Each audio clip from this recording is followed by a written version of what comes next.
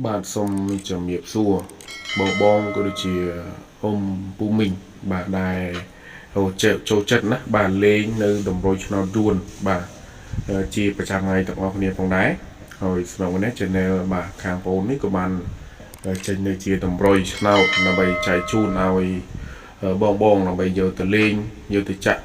ផ្សងសំណាងបាទកំសាន្តទៀតហើយចំពោះការធ្វើតម្រុយឆ្នោតយួនបាទប្រចាំថ្ងៃរបស់ខាង channel របស់បងនេះគឺបងមិនតម្រូវទាមទារសេវាគឺទាមទារសកលនេះទេ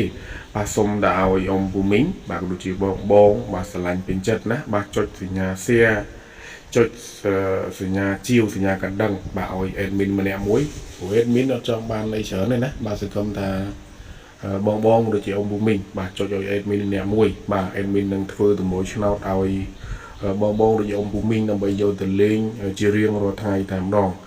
ហើយនេះជាតម្រុយឆ្នោតដែល admin យកមកឲ្យលេងសម្រាប់ថ្ងៃនេះបាទគឺសិនតែជាលេខល្អគឺសិនតែជាលេខច្បាស់ហើយអញ្ចឹងក៏ដូចជាបងអ៊ំពូមីងអាចយកទៅលេងហើយយកទៅចាក់បានណាបាទសិតតែលេខដែលល្អសិតតែលេខដែលច្បាស់បាទលេងដើម្បីបានហេងដើម្បីបានលៀបទាំងអស់គ្នាផងដែរ